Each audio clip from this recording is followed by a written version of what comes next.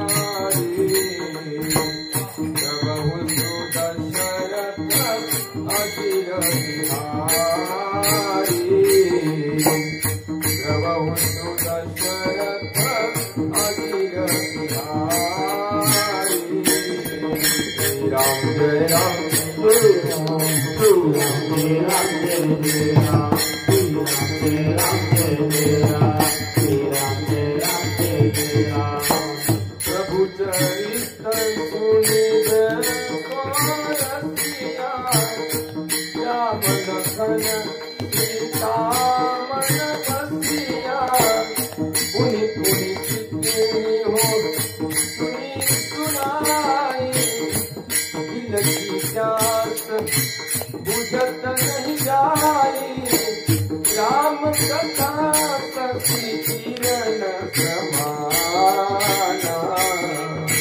संत कठोर करनी दे पाना।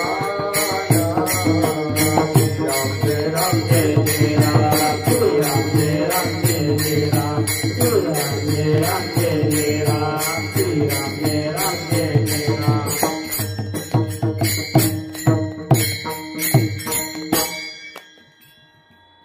दुःखाची निवृत्ती सुखाचे ते सुख, दुःखाची निवृत्ती सुखाचे ते सुख पाहता श्रीमुख गोविंदाचे रंगणी रांगत गुलगुला बोलत आसूर रुळत चरणातळी। अनंत कृपा सिंधू भगवान परमात्म्याच्या असीम कृपा आशीर्वादाने आपल्या वाडवडिलांच्या पुण्याईने आणि साधू संतांच्या कृपेने इवल्याशा असणाऱ्या या वरुडा नावाच्या नगरीमध्ये भगवान हनुमंतरायाच्या पावन दरबारात नामस्मरण सोहळा संपन्न झालेला आहे आणि त्या सोहळ्याची सांगता भगवान परमात्म्याच्या गोकुळातील गुणानुवादाचं चिंतन करून आपल्याला करायची आहे। तत्पूर्वी पर्याय द्यायचा म्हणजे असा, याला शुद्ध सप्ताह म्हणतात। शुद्ध म्हणजे काय? रात्रंदिवस नामस्मरण, दुसरं काहीच नाही। रामकृष्ण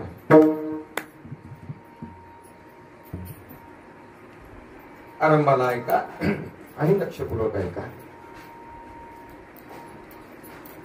कीर्तन हा भक्ती आणि ज्ञानाचा विषय आहे। कथा ही वैराग्याचा विषय आहे। नामस्मरण हा प्रेमाचा विषय आहे। लक्षपूर्वक ऐका। काय होईल कीर्तनातून? बोध होईल। नाचू कीर्तनाची रंगी ज्ञान दीप लावू जगी। कमी माणसं आहेत, तुम्ही लक्षपूर्वक ऐका। ते आहे ते बरं, फक्त लक्ष द्या। काय म्हटलं? कीर्तन हा ज्ञानाचा विषय आहे। कथा हा वैराग्याचा विषय आहे। नामसाधना हा प्रेमाचा विषय आहे। पुन्हा लक्ष द्या। आयुष्याची संध्याकाळ जेव्हा आमची किंवा तुमची येते आणि हळूहळू हळूहळू आपली माणसं आपल्याला सोडून जातात, यात काय नव्हतं। पुढचं लक्षपूर्वक ऐका। हळूहळू आपली सवंगडी आपली साथ सोडतात, यात काय नव्हतं। हळूहळू आपलीच इंद्रिय आपली साथ सोडतात। रामकृष्ण हे नवल आहे। काही लक्षपूर्वक ऐका ना। मस्त कीर्तन आहे, छोटस अंगाला मदत आली या ना मदत लागता बाहेर। काय म्हणलं आता? काय बोललो मी? हा ज्या अर्थी इंद्रिय आपली साथ सोडतात त्या अर्थी का पैसा साथ सोडणार नाही बँकेतला. महत्वाचं लक्षात ठेवा. मग अशा वेळेला काय होतं, इंद्रिय आपली साथ जेव्हा सोडतात तेव्हा आपलीच असणारी बुद्धी आपल्याला वैराग्याची वाढ दाखवण्याकरिता असमर्थ असते. आपलीच असणारी बुद्धी आपल्याला ज्ञानाची आठवण करून देत नाही. ऐका, परंतु एक कमालीची गोष्ट अशी आहे, कोट्यावधी रुपये कमावलेले बँकेत राहतील, कितीही ज्ञान संपादन केलं तरी ते शेवटच्या समयाला धोका देईल. वैराग्य तुमची साथ सोडेल, पण भगवान परमात्म्याचं घेतलेलं नामस्मरण मात्र शेवटपर्यंत तुमच्या सोबत आल्याशिवाय. आता याचं पुढं ऑपरेशन करून सांगतो, ते लक्षात घ्या. ज्ञान तुमची साथ का सोडेल? महाराज आम्ही एवढी कीर्तन ऐकली, एवढी ज्ञानेश्वरी वाचली, एवढं सगळं ब्रह्मज्ञान संपादन केलंय, मग ते ज्ञान शेवटी आमची साथ का सोडल? लक्ष येऊन ऐका. ज्ञानी महात्मा कितीही ज्ञानी असला तरी ज्याचं आचरण शुद्ध नाही त्याला ज्ञान शेवटी मदत करत नाही. रामकृष्ण. लोक गुंगवणं वेगळं, हा त्याला ज्ञान म्हणत नाही. काय वेदांत सांगितला महाराजांनी, दादा सांगितला यात काय नवल आहे, पण त्या वेदांतात देव गुंगला की लोक गुंगलेत, महत्वाचं आहे ना. हा पोट भरण्याकरिता हातपाय चांगले आहे तोपर्यंत ते ज्ञान तुम्हाला मदत करेल, भगवान परमात्म्यापर्यंत पोहोचवण्याकरिता तो तुमची झाडाझडती घेतो. काय घेतो? लक्ष देऊन ऐका. झाडाझडती म्हणजे काय माहिती आहे का तुम्हाला? झाडाझडती या शब्दाचा अर्थ ऐकून घ्या. दिल्लीचा लाल किल्ला जर बघायचा असेल, ताजमहाल बघायचा असेल, तर सगळ्यात अगोदर तुम्हाला काय केलं जातो? त्या प्रवेशद्वारावर काय केलं जातं? त्याला झाडाझडती म्हणतात. काय म्हणतात? तपासणी केल्या जाते ना, मागून पुढून मशीन फिरून हे सगळं काय काय आहे का, मध्ये एखादी पिस्तूल आहे का, चाकू आहे का, काय जंबे आहे का, याला झाडाझडती म्हणतात. मग आतमध्ये प्रवेश असतो. तसं भगवान परमात्म्याच्या वैकुंठ नावाच्या धामामध्ये जर प्रवेश करायचा असेल तर तिथं झाडाझडती केल्या जाते. मग काय, अहंकार आहे का, रामकृष्ण आहे, लोभ आहे का, काम आहे का, क्रोध आहे का, तिथं असं जमत नाही मी एवढ्या गावचा एवढा मोठा श्रीमंत पाटील आहे. नाही नाही नाही, तिथं निर्विकार अवस्था पाहिजे. कोणती अवस्था पाहिजे? विकाररहित अवस्था पाहिजे. ती निर्विकार अवस्था प्राप्त करण्याकरिता लक्ष देऊन ऐका, जरा जड जाईल. निर्विकार म्हणजे काय? विकार रहित. जिथं विकार नाही ते. मग विकार म्हणजे काय हे कळायला पाहिजे ना. भानगडी मोठे आहेत ना. हा, विकार म्हणजे काय? लेकरं ऐका, मला पुन्हा ऐकायला भेटणार नाही. विकार या शब्दाचा अर्थ काय? ज्याच्यात काहीच तथ्य नाही पण त्याच्यावर आपली आवड जास्त असणे याचं नाव विकार. याचं नाव काय? विकार.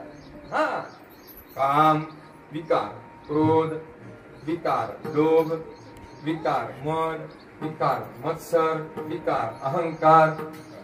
याच्यात काय आहे? काहीच तथ्य नाही, परंतु त्याचं पुन्हा पुन्हा आपण वरचेवर चिंतन करतो, याचं नाव विकार. आता हे कळालं ना? कळालं का मा? काय कळालं? विनाकारण कुणाचा तरी आपल्या मनामध्ये द्वेष करत राहणे, याचं नाव विकार. विकार कसा बदलतो ते ऐकून घ्या. ऐका बरं, हे महत्वाचं आहे. ऐका म्हणलं. हा, ते कसा द्वेष ते कुठे नेऊन सोडतो? देवपूजा करत असताना एखाद्या वेळेस आपल्या शत्रूचं आपण चिंतन करत असेल, त्याचा अहंकार, त्याचा द्वेष आपण करत असेल, आणि नामसाधना चालू असेल आणि ही नामसाधना चालूच असताना शत्रूचं चिंतन जर आपण करत असेल तर आपण केलेल्या नामस्मरणाचं फळ कोणाच्या अकाउंटला जाऊन पडेल? झोपले का म्हणलं? कुणाच्या अकाउंटला जाऊन पडेल? याचं नाव विकार आहे. याचं नाव काय? विकार. सोप्या शब्दात सांगू का, चांगली वाट सोडून वाईट वाटेला लावणारा जो रोग आहे त्याचं नाव विकार. कधी कधी काय होतं, हायवेला खड्डे दिसतात आणि धाब्यावरचा रोड चांगला असतो.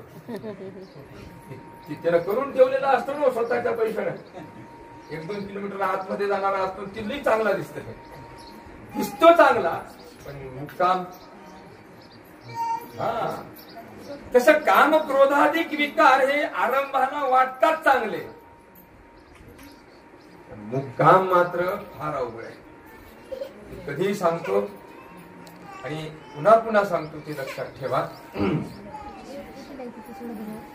काही रस्ते असे आहेत, मला ऐकताय ना? बाहेर कोणी पोरं असतील तर ऐका, तरुण पोरं, आणि लक्ष देऊन ऐका. काही रस्ते असे आहेत, ऐकलं ना जितुबा? काय?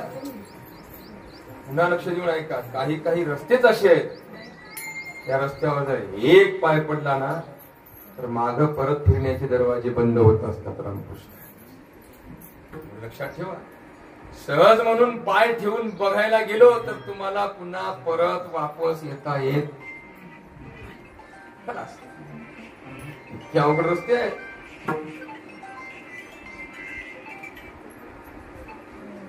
कमी करे आवाज. विठ्ठल विठ्ठल विठ्ठल.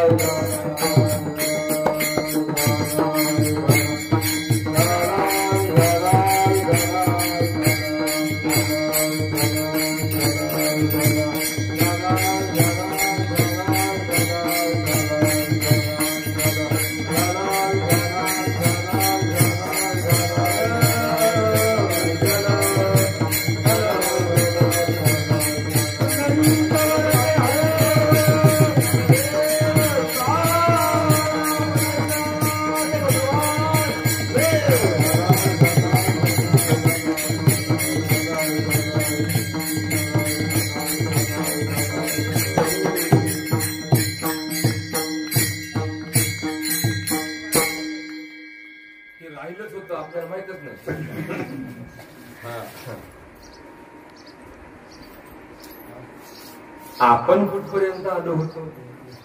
विकार. या फुलाने बोलवलं ना, ते या हाराने फुलाने ते वाट सोडली.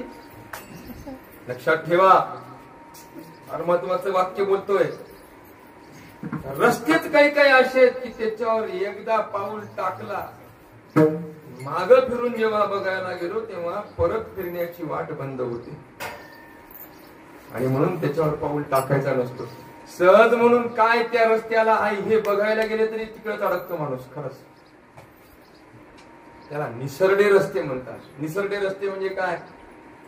श्रावणाच्या महिन्यामध्ये वर माळावर जाऊन खाली शेवाळाच्या उतरत्या रस्त्यावर पाय ठेवून बघितल्यानंतर काय होईल?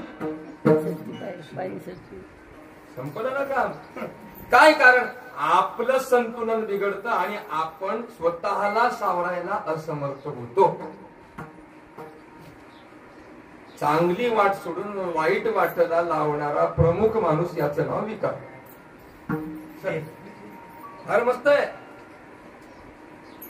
बरं हे इतके बलवान आहेत की आपल्याला भुलवतात. आपण इथून सुटलो. ज्ञान आलं की त्याच्यासोबत अहंकार नावाचा विकार येत असतो. मी हुशार आहे, मी ज्ञानी आहे, माझ्यासारखं कोणीच नाही. श्री गुरु माधव महाराज सुरज खेडकर फार छान सांगायचे आणि म्हणायचे, बाबा एवढा मोठा महात्मा तो आहे हो. बरं मग त्याच्याकडे अहंकार का असावा? मग महाराज हसून म्हणायचे, चोरी श्रीमंताच्या घरी होती, गरीबाच्या घरी नाही. ती छान वाक्य आहे. हा, तसा अहंकार हा ज्ञानाच्या डोक्यावर बसतो, अज्ञानाच्या डोक्यावर कशाला बसेल? नवल अहंकाराची कोटी विशेषण लगे अज्ञाना पाठी. सज्ञानाची धुमे कंठी नाना संकटे नाचवी. हय्यर उच्च अवस्थेला पोहोचलेल्या महात्म्याची गोष्ट आहे, साधारण नाही. आणि म्हणून कदाचित आयुष्यभर संपादन केलेलं ज्ञान आयुष्याच्या शेवटी धोका दिल्याशिवाय राहत नाही. काय बोललो हे वाक्य देऊन ठेवा बरं. हा, आता ज्ञानेश्वरी 24 आठवेल, पण मरणप्राय यातना होत असताना ती कशी आठवेल हो? आठवत नाही, बुद्धी काम करत नाही ना तिथं, ती स्मरण करून देत नाही. आणि म्हणून ती धोका देत आहे. काय? ज्ञान धोका देत आहे. वैराग्याची पायरी त्याच्या पलीकडे महाराज.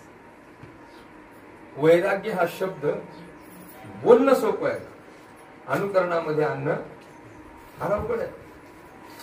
आता एका मिनिटात सांगतो वैराग्य कशाला म्हणतात, जास्त सांगत नाही. कीर्तन ऐकून, प्रवचन ऐकून एखादं व्यसन सुटणं याचं नाव वैराग्यच म्हणावं लागेल की. पण कीर्तन ऐकल्यानंतर व्यसन सुटणं याला वैराग्य म्हणत नाही. पुन्हा त्या व्यसनाची कधीच आठवण न येणं याला वैराग्य म्हणतात. बरं का बुवा, काय आम्ही तुमचं कीर्तन ऐकलं तेव्हापासून चहा सोडला. बरोबर. बोरगावला भेटला. बरं का महाराज, काय तुमचं कीर्तन ऐकून चहा सोडला. निवग्यात भेटला. बरं का महाराज, काय तुमचं कीर्तन ऐकून चहा सोडला. चहा सोडला, पण चहा सोडला हे सांगायचं सोडलं नाही ना. कळलं का? चहा सोडला पण काय सुटलं नाही? चहा सोडला हे सांगायचं सुटलं नाही. म्हणून ऐका, हातातून जे सुटतं त्याला त्याग म्हणतात आणि मनातून जे सुटतं त्याला वैराग्य म्हणतात. रामकृष्ण. आता पुढची स्टेप ऐका. हे करत असताना काय होतं, कधी कधी आपल्या जीवनामध्ये सद्गुण जेव्हा प्राप्त होत असतात तेव्हा विकाराचं आपल्यावर आक्रमण होत असतं. फार महत्वाचं आहे. त्याचं कारण सोपं सांगू, तुमच्या भाषेत सांगू. आपल्याकडे काही अशी भक्ती आहे, बेसरीमीवर किंवा रोग पडलेला पाहिला पाहू, झोपले का कोणावर? बेसरमीवर रोग पडलेला पाहिला का कोणावर? शुद्ध भाषेत त्याला बेशरम म्हणतात. काय म्हणतात? हा, त्याच्यावर विकाराचं आक्रमण कसं होईल? किती सोपं आहे. शुद्ध सत्व गुणाची जिथे हळूहळू वाढ होते ना तिथे तिथे हे रोग येण्याची शक्यता जास्त आहे. अडचण अशी आहे की ऐका, तुम्ही जेवढं चांगलं वागाल तेवढी तुमच्यावर विकाराची आक्रमण झाल्याशिवाय राहत नाही. त्याची फार बारकाईने मजा आहे. राग येतच नाही हे ठीक आहे, परंतु जेवढं त्याला शांत कराल तेवढा जास्त तुमच्या घरी येण्याचा प्रयत्न तू केल्याशिवाय राहत नाही. 10 वर्षापासून नवरा बायकोचं लग्न झालं, कधीच भांडण झालं नाही. आणि मग ती एकूण एकाला सांगायची आमचं 10 वर्षात कधीच भांडण झालं नाही. बरं वाटायचं. एक दिवस पाहुणे घरी आले, सांगितलं बघा नवरा म्हणलाय बघा आमचं 10 वर्षात कधीच भांडण झालं नाही. तेवढ्यात ती म्हणली कधीच झालं नाही पण एकदा झालं होतं.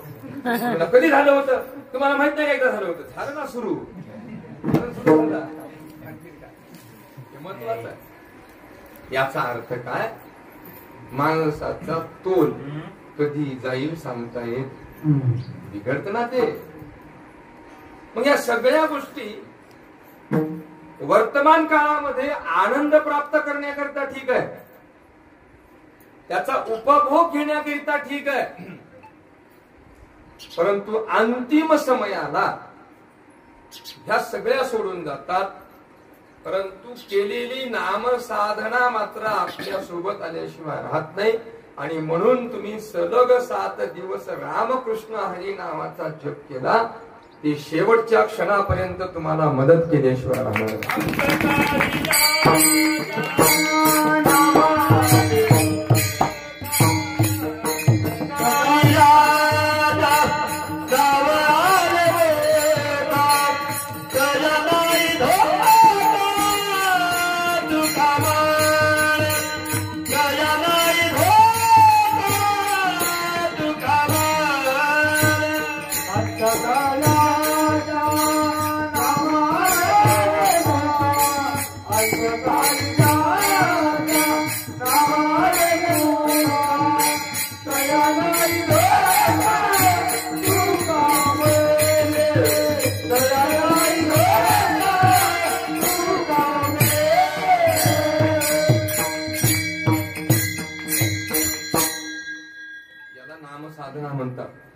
याचे वाक्य आहे का? नामा परते तत्व बाहिरे अन्यथा वाया आणि कपंथा. आणि म्हणून बऱ्याच गावाला बऱ्याच हँडबिलवर पॉम्पलेटवर अखंड हरिनाम सप्ताह लिहितात, पण अखंड हरिनाम होईल की नाही याची शंका. लिहायला हरकत काय? आता आपण त्याला तक्रार केली तर ते म्हणतात महाराज तुम्ही हबप लिहिता. काय करू? तुम्ही हबप नाहीत ना, चालू द्या तेरी मी चूप. पण हा नामस्मरण सोहळा रामकृष्ण हरी रामकृष्ण हरी रामकृष्ण हरी रामकृष्ण हरी देवाचं नाव मुखामध्ये येण्याकरिता अनंत जन्माची पुण्याई पाहिजे. थोडं सोपं नाही. जयाचे वाचे पुढे भोजे नाम नाचत असे माझे, हे जन्म सहस्त्र ओळखीजे एक वेळ मुखासी यावया.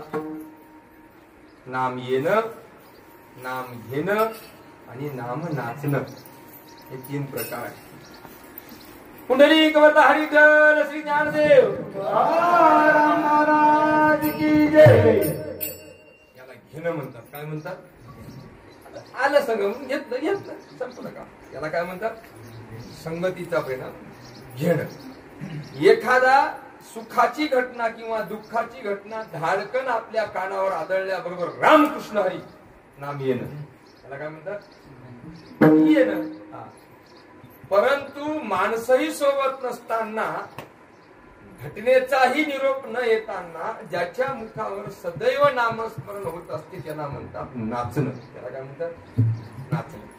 नाचणं या शब्दाचा अर्थ काय? नाम नाचायला लागलं की माणूस बेधुंद अवस्था प्राप्त होते, आणि बेधुंद अवस्था प्राप्त झाल्यानंतर स्वतःच लेकरू स्वतःच्या पायाखाली तुडवलं तरी पत्ता लागत नाही, याला नाचणं म्हणतात. इतकं सोपं आहे का? हे अलीकडचं आहे. आपलं नाम घेत असताना आपल्याला पाकिटात किती मिळेल याची काळजी असते. ढेकून तुडवायचं किती दूर राहिलो, लय दूर गेलं ते. हा, त्याला चिंतने चिंतने तद्रूपता म्हणतात. आणि म्हणून भगवान परमात्म्याचं नामस्मरण ज्या महानुभावाने, महिला मंडळी असो, पुरुष मंडळी असो, जाणते असो, नेमके असो, ज्यांनी ज्यांनी केलं, सगळ्यात अगोदर त्यांच्या चरणार वृंदावर साष्टांगपणे पाहा. कारण तुम्ही नामधारक आहात. नामधारकाचा ठसा फार मोठा आहे. पण या नामस्मरणाची सांगता काल्याच्या चिंतनाने करत असताना चिंतनाकरिता निवडलेला अभंग गवळण या प्रकरणातील नामदेवरायांचा आहे. नामदेवरायांनी या अभंगामध्ये भगवान श्री कृष्णचंद्र परमात्म्याचा फार खोल चिंतन करून मांडलेला आहे. काय मांडलेलं आहे? तुम्हाला आम्हाला सुखाची अपेक्षा आहे, पण कधी कधी सुखाला सुखाची अपेक्षा असते ना. कशाला झोपले का? काय म्हणलं? कुणाला? सुखाला सुखाची अपेक्षा असते, तुम्हाला आम्हाला नाही. हा, म्हणून त्या सुखाचं सुख कुठं आहे? आपण सुख कुठं आहे हे बघतो, पण सुख सुद्धा सुख बघत असत. आणि त्या सुखाला विश्रांती मिळणार जे स्थान आहे ते भगवान परमात्मा आहे. तिथं काय होतं? सगळ्यात अगोदर दुःखाची निवृत्ती होते आणि मग सुखाला सुख प्राप्त होतं. पाहता श्रीमुख गोविंदाचे. नामदेवराया, आम्हाला सुखच माहित नाही तर सुखाचं सुख कुठं माहित आहे? ते कुठं आहे? रंगणी रांगत गुलगुला बुडत आसूर रुळत चरणात. हे नवलंय त्याच. ते सुख यशोदेच्या दारामध्ये रंगणी रांगत रांगत आहे आणि बोबडे बोल बोलत आहे. गुलगुला बोलत म्हणजे काय? बोबडे बोल बोलत आहे. पण चमत्कार असा आहे, एवढ्याशा त्या अवस्थेमध्ये मोठमोठे आसूर त्यांनी मारलेले आहेत. आसूर रुळत चरणातरी. आम्हाला भेटेल का पाहायला? हो. कसं बघावं? लामा म्हणे हाती लोणियाचा उंडा, गवळणी त्या तोंडा बोलविल्या. रंगणी रांगत गुलगुला बोलत आसूर रुळत चरणातळी. गवळण प्रकरणातील हा अभंग असून भगवान परमात्म्याचं वर्णन करणारा हा अभंग आहे. आपण आतापर्यंत चिंतन केलं त्याचा अभ्यास असा आहे की ज्ञान वाईट नाही, परंतु शेवटी धोका दिल्याशिवाय राहत नाही. जाऊ द्या, इथे कशाला? ज्ञानाच्या पात्रतेचीच आपण नाही, खलास. नंतर होईल ना. हा, आपण म्हणतो ना आपल्याकडे पैसा नाही, मग काय करता एवढा पैसा? ते पैसा जर झोप देत असेल तर काय करता? झोपू देत नाही, ही गोष्ट वेगळी आहे, पण तुला तेवढा कमवता येत नाही याचा अभ्यास कर ना अगोदर. नंतर होईल, झोप येईल, नाही तर नाही होईल. हा, तसं ज्ञान आपल्याला प्राप्त करण्याची पात्रता आपल्याकडे नाही, पण तिच्या वाटी कशाला जायचं आहे? वैराग्याची भूमिकेचा जर विचार करायला गेलो तर जन्मच्या जन्म जातात, त्याला वैराग्य महापावक म्हणतात. महापावक म्हणजे काय? एकदा का वैराग्याचा अग्नी प्रज्वलित झाला की सगळं काही भस्म होऊन जात, त्याला वैराग्य म्हणतात. ते आपण तिथपर्यंत पोहोचू शकत नाही. पण आता आपण काय करायचं? आपण एकच करायचं. हरिमुखी गाता हरपली चिंता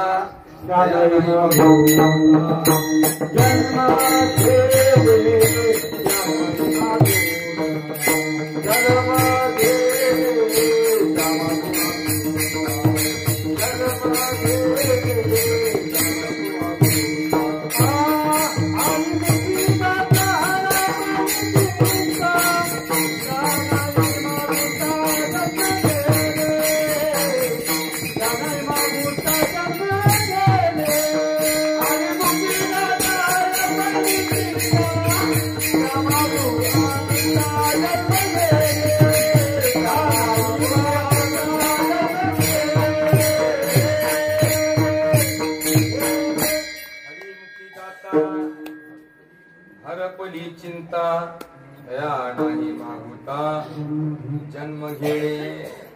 वास्तविक जीवन आणि दिखाऊ जीवन हे वेगळं असतं. काय बोललो मी? वास्तविक जीवन आणि दिखाऊ जीवन हे वेगळं असतं. ऐकलं ना? तुम्ही ऐकत राहा, लक्ष द्या. हे पोलीस महत्वाचे आहे. काय म्हणतात? वास्तविक जीवन आणि दिखाऊ जीवन हे वेगळं असतं. आता मी पटका वाजून 2 तास तुमच्या समोर उभा आहे, हे दिखाऊ जीवन आहे. कोणतं जीवन आहे? पण सकाळी उठून आपण किती नित्य नियम केला हे वास्तविक जीवन आहे. इथपर्यंत मुक्काम थांबत नाही. मग आतमध्ये काय गडबड चालू आहे याला वास्तविक जीवन म्हणतात. चला, मजा आहे. माणूस दिखाऊ जीवनाला जास्त प्राधान्य देतो की वास्तविक जीवनाला जास्त प्राधान्य देतो? नक्की. दिसण्यापुरतं असावं की असण्यापुरतं असावं? असण्यापुरतं असावं. बरोबर आहे ना? नातू, कसं असावं? दिसण्यापुरतं असावं की असण्यापुरतं असावं? असण्यापुरतं असावं. मग आपण सोयरी करत असताना दिसण्यापुरती करतो की असण्यापुरती? दिखाऊ जीवन म्हणतात त्याला, प्रदर्शन म्हणतात. काय म्हणतात?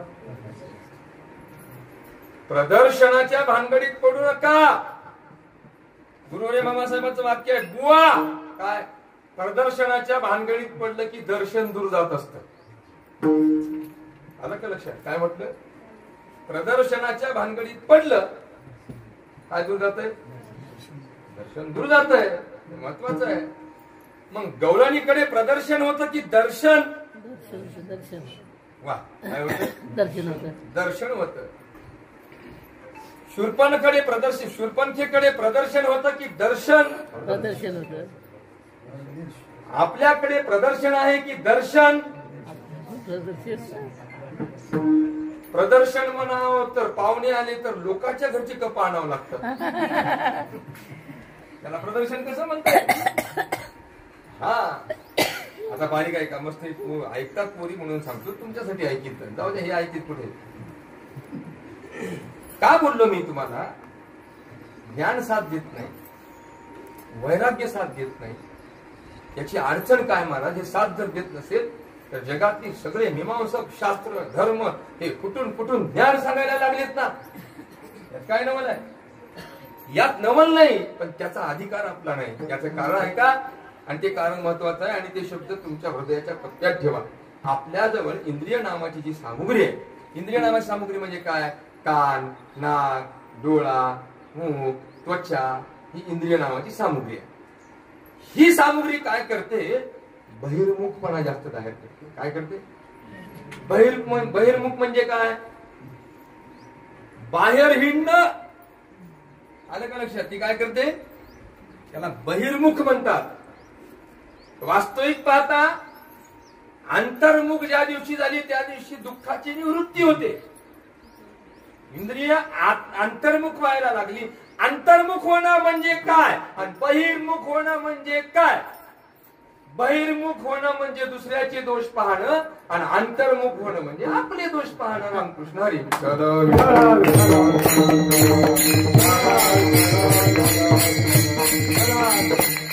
आता कळालं की नाही? मग लवकर सांगा, आपले डोळे बहिर्मुख जास्त आहेत की अंतर्मुख? हा, याला तुमच्या भाषेत, आपल्या अध्यात्माच्या नाही पण तुमच्या भाषेत त्याला सैराट म्हणतात. काय म्हणतात? सैराट म्हणणार. काय म्हणतात? सैराट. हा, सैराट म्हणजे तुमचा सैराट नाही. हा, बैसलो दयावरी सैराट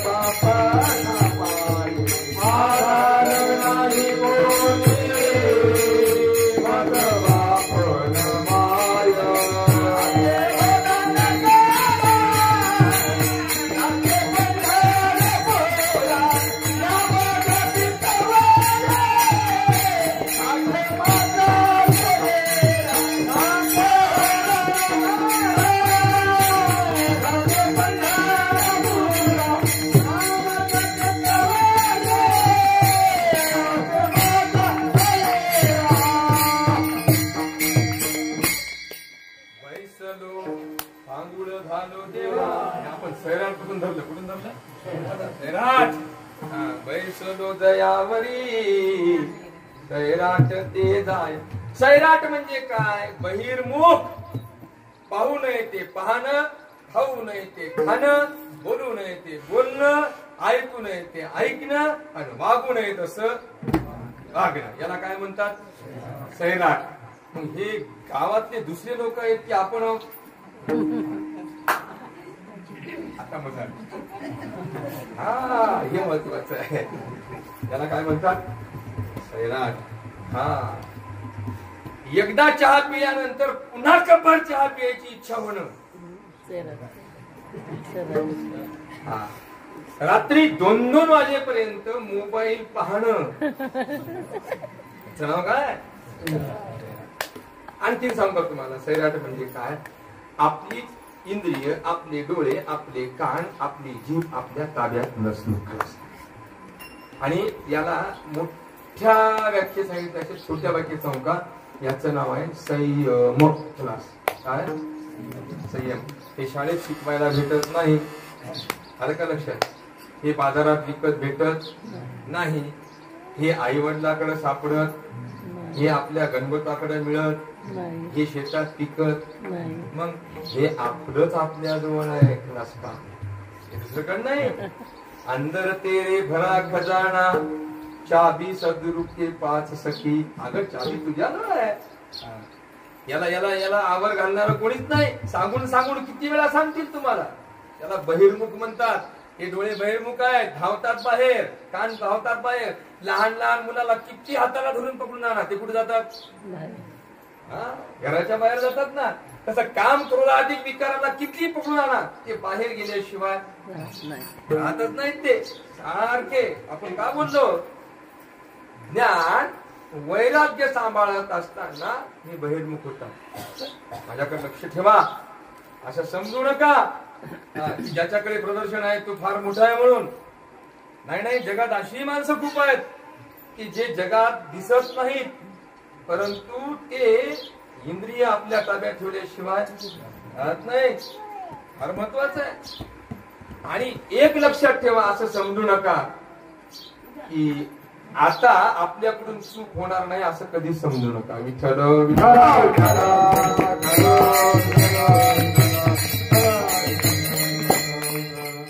कारण हे वाट पाहून असतात. कसे? उंदीर बिळातून बाहेर निघण्याची जसा बोका वाट पाहून असतो ना, तसा आपला तोल जाण्याची हे वाट पाहून असतात. कोण?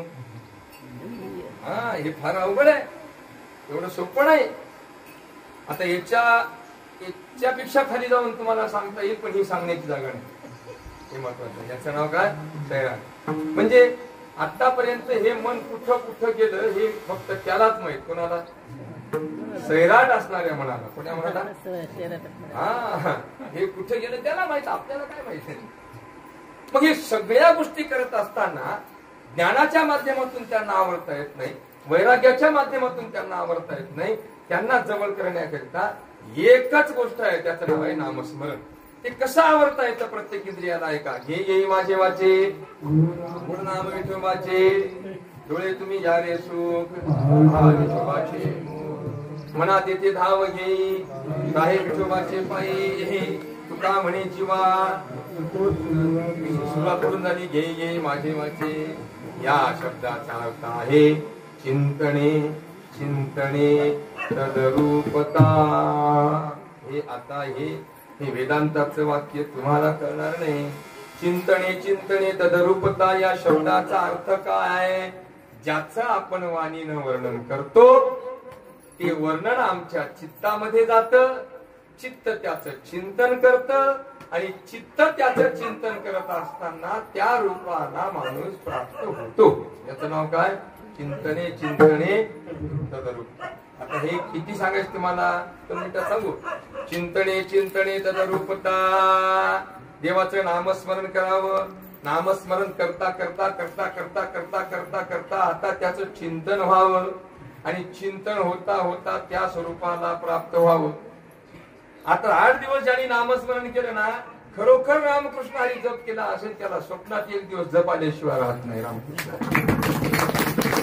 चिंतन म्हणतात. काय म्हणतात? चिंतन. चिंतने चिंतने तदरूपता. आता आमची बाई ग्रॅज्युएट झालेली आहे. आता आमच्या बाईची सोयरी करायची आहे. काय? चिंतन आहे. हा, आता आमच्या बाईला पाहुणे पाहायला येणार आहे. काय? चिंतन आहे. ही घरामध्ये जेव्हा चर्चा चालू असते तेव्हा झोपताना बाई विचार करते, कुठं असेल, कसा असेल, काळा असेल की पांढरा असेल, जॉबवाला असेल की शेतीवाला असेल, हे कोणा चिंतन चालू आहे? ही बाई चिंतन का करायला लागली हो? त्याचं कारण दिवसभर बैठकीत ती चर्चा झाली म्हणून. बरोबर आहे. त्या चर्चेचा परिणाम कोणावर पडला? बाईवर पडला. आणि एकदा बाईवर चर्चेचा परिणाम पडल्यामुळे बाई आता कॉलेज, मैत्रिणी, अभ्यास विसरली. एवढं नाही विसरली, पुढचं काय विसरली सांगतो तुम्हाला. आता बापाच्या घरचं सगळं स्वच्छ ठेवायचं विसरली, आपलं घर कसं आहे याचा विचार करायचा. त्याला चिंतन म्हणतात. त्याला काय म्हणतात? चिंतन. आणि ते दादा जर जास्त भांडला त्याने म्हणा, पुढची का मोडलीस? अरे राय की रे, तुझ्या घरी राहायचं किती दिवस आता? आतापर्यंत माझं घर, माझी गाडी, आमची बाबा, हे सगळं विसरली. हा का? आताची जो चिंतन कुठं लागलं? मी तया गोवळा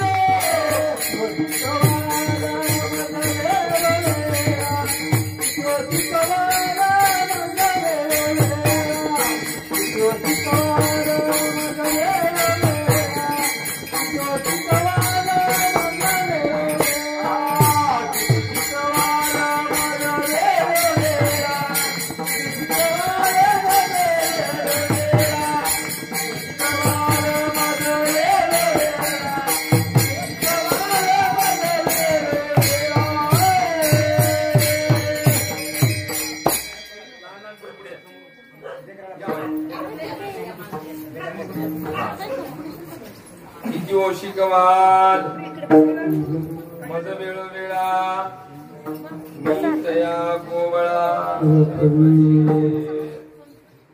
आता चिंतन कोणा झालं तिचं? त्याने चिंतन येतात रूपताय. ज्या देवतेचं तुम्ही नामस्मरण करा, त्या देवतेचं चिंतन तुमच्या चित्तामध्ये आल्याशिवाय राहत नाही. बापू यायला अध्यात्माच्या पेक्षा संसाराची भाषा शिकवावं लागते. चिंतने चिंतने तदरूपता या शब्दाचा अर्थ काय? एका मिनिटात ऐका. समजा. काय म्हणलं? समजा आपल्या शेजाऱ्यानं लातूरवरून जाफराबादी म्हैस आणली. दूध काढणं चालू आहे, डेअरीवर नेणं चालू आहे, आणि रोज कॅटली घेऊन आपल्या घरातून जाताना म्हणताय, काय सांगावं असं पडेल. काय झालंय? रोज 40 लिटर दूध द्यायची. हा, मग 40 दूध आणि 20 पाणी, एकूण 60 झालं ना. हा, खरंच. हा, 4 महिने झाल्यानंतर त्यानं म्हणावं, काय सांगू तुम्हाला, काय म्हशीचे पैसे फिटले. खरंच की?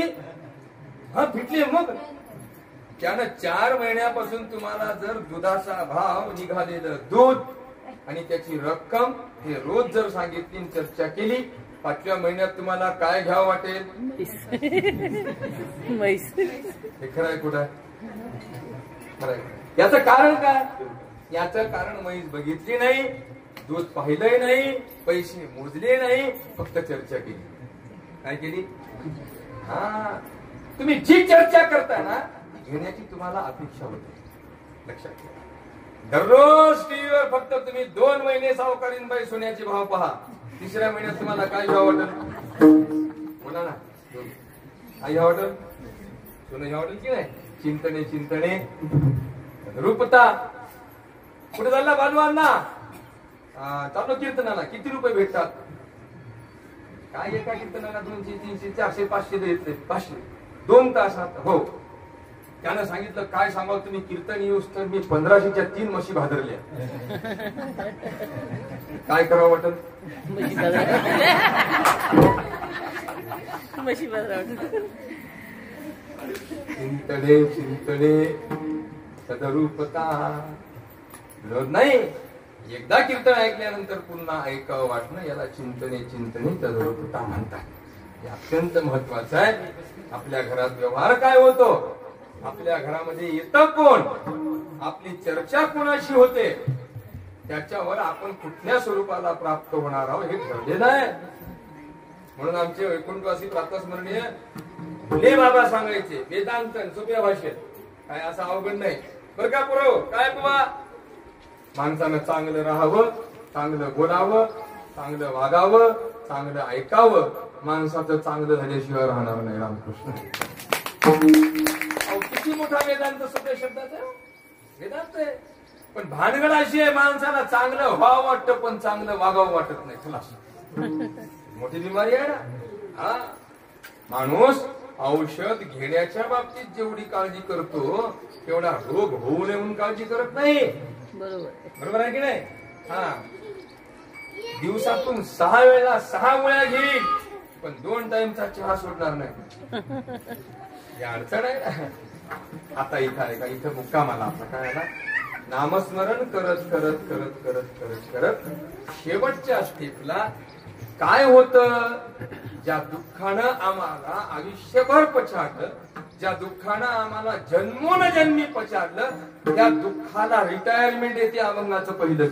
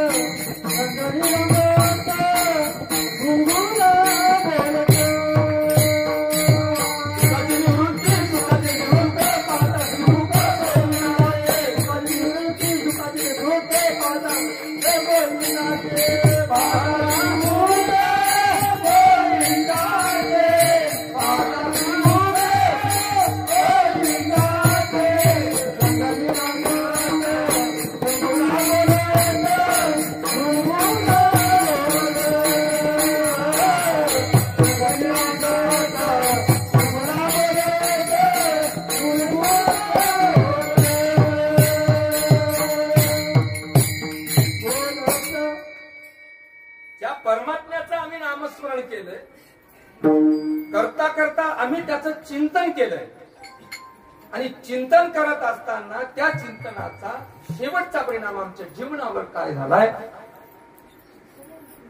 जे दुःख आम्हाला जर्र जर्र पछाडत होतं ना, ते दुःख निवृत्त झालं.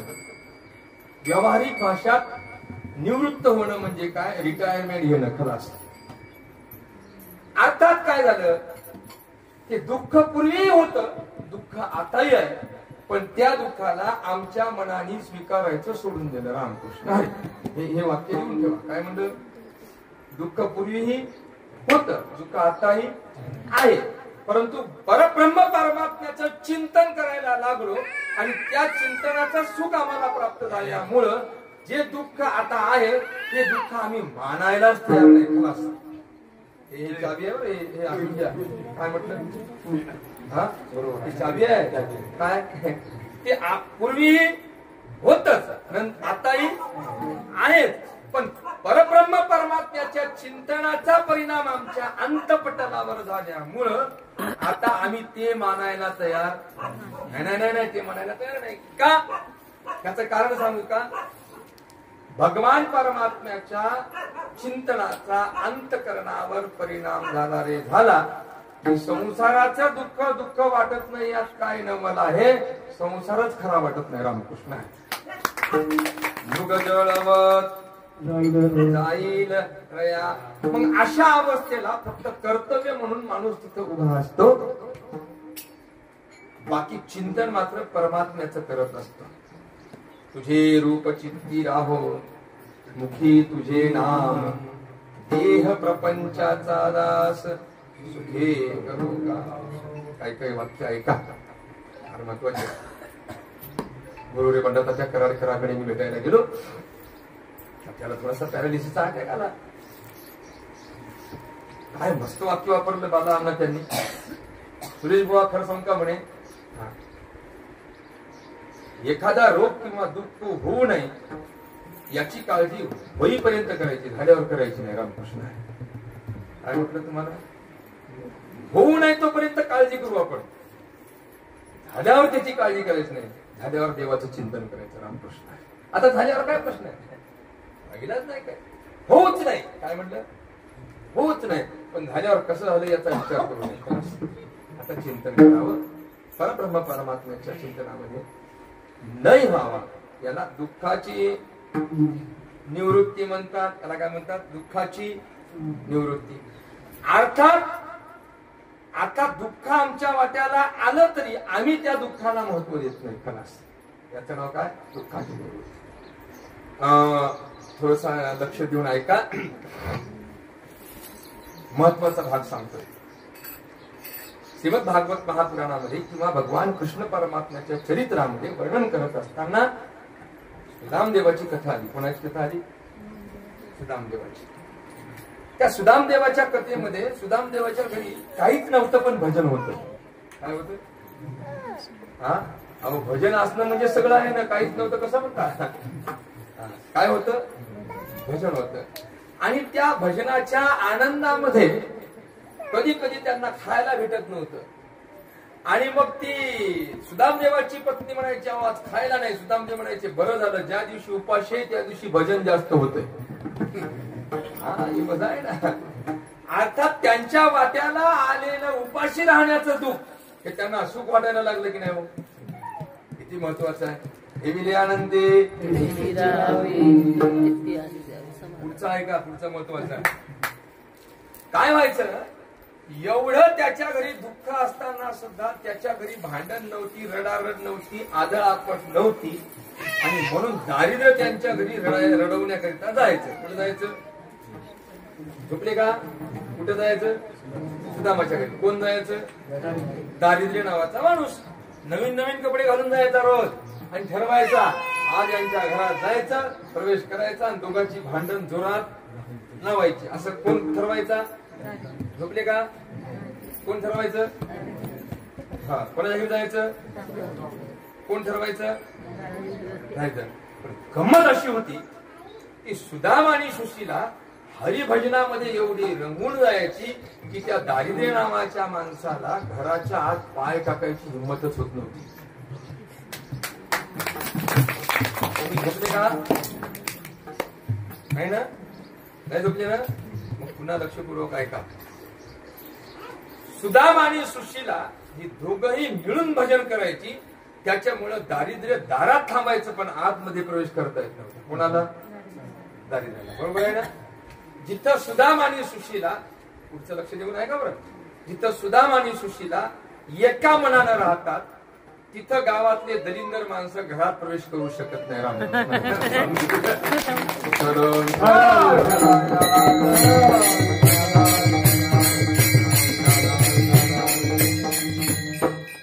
बरं वाटलं. दारिद्र्य म्हणजे काय हो? दलिंद्रीच म्हणा ना, दुसरं काय? याचा अर्थ काय? दारिद्र्य जगात नाही का? आहे, पण त्याचा परिणाम आमच्यावर अजिबात होत. सुखे शिव ब्रह्मानंदा, गाऊ राम नाम सदा, नोहे मग बाधा, काळभूत यमाची. काय झाली? दुःखाची निवृत्ती झाली. आता पुढचा आहे का? दुःखाची निवृत्ती म्हणजे काय? ज्ञानेश्वरी वाचल्यानंतर, हरिपाठ केल्यानंतर, पंढरीची वारी केल्यानंतर, साधू संत तुमच्या घरी आल्यानंतर तुमच्या माथ्याला आलेलं दुःख दूर होणार नाही, पण आलेलं दुःख तुम्हाला दुःखच वाटणार नाही. रामकृष्ण आहे. त्याला म्हणतात दुःखाची निवृत्ती. आता काय? सुखाचे ते, हा हे महत्वाचं आहे. सुखाचे ते सुख या शब्दाचा अर्थ काय असावा, याची व्याख्या कशी लावावी? ऐका जावाई, सगळं जग सुखाच्या भानगडीत आहे. कशाच्या भानगडीत आहे? सुखाच्या भानगडीत आहे. पण हे सुख ज्याच्यापासून आलं तो कोण आहे? सुखरूप ऐसा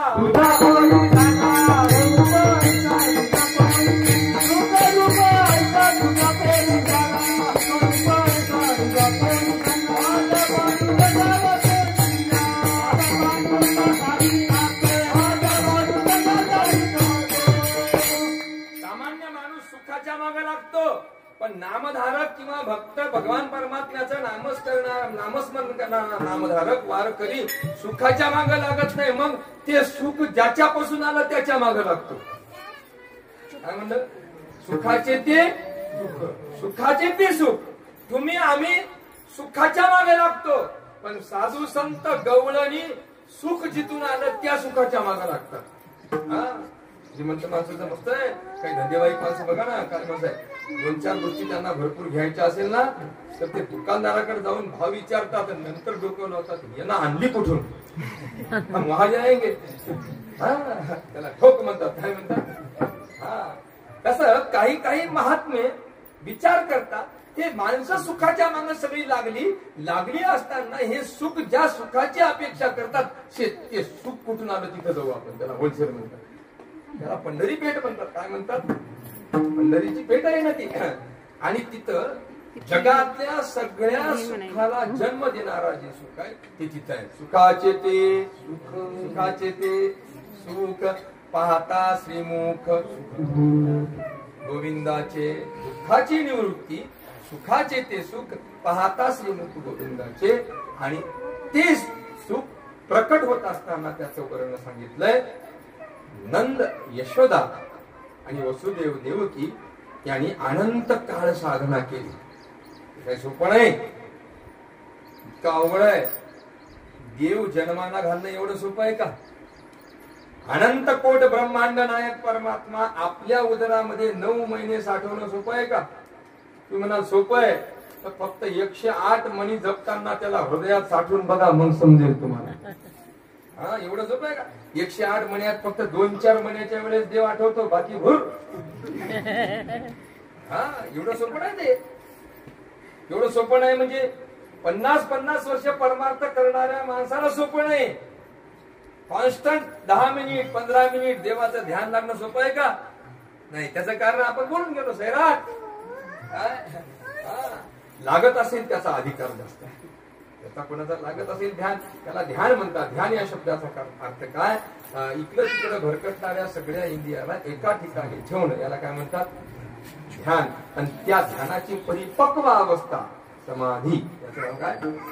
ते हळूहळू हळूहळू ढाळे ढाळे केतुलेनी एक वेळे मार्गाचे निबळे शीत ठाके, हे चिंतन सांगत असतात ना. परब्रह्म परमात्मा वसुदेव देवकीच्या उदरी जन्माला आला. काय सांगावं तुम्हाला? कंस हळूहळू हळूहळू सगळे लेकर मारायला गेला. 7वा जो गर्भ योगमायाने 7वा गर्भ योग मायेने घेऊन गेला आणि 8व्यांदा भगवान श्रीकृष्ण परमात्म्याचा अवतार व्हायला लागला. सगळ्यांना आनंद व्हायला लागला. त्याचं कारण सांगू की कंसाचे आपल्यावर उपकार आहेत बाप्पा. हा, त्याचं कारण सांगू तुम्हाला. कंसानं जर अत्याचार केला नसता तर देवाने अवतार घेतला नसता, आणि देवाने अवतार घेतला नसता तर आपल्याला देवाच्या सगुण रूपाचं दर्शन झालं नसतं. म्हणून हे उपकार कोणाचे? कोणा बोला ना. कंसाचे. सगळंच गाव मालकरी झाल्यानंतर सत्ता करायची काय गरज आहे? हे उपकार कोणाचे आहेत? रामकृष्ण हरी विठ्ठल.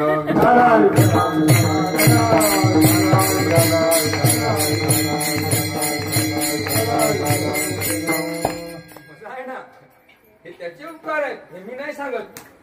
गोपालकृष्ण परमात्मा मथुरेमध्ये जेव्हा गेले होते ना, तेव्हा मथुरेतल्या गवळणी माणसं म्हणायला लागले काय दुष्ट आहे व कंस मारायला आणले या लेकराला. तेव्हा जाणकार म्हातार म्हणे जाऊ द्या, त्याच्यामुळे हे बघायला भेटलं. हे त्याचे उपकार आहेत. कंसाचे उपकार आहे. आला नावा रूपा तुका म्हणे झाला रूपा. आणि परब्रह्म परमात्मा अवतीर्ण होत असताना वेळ सांगितली.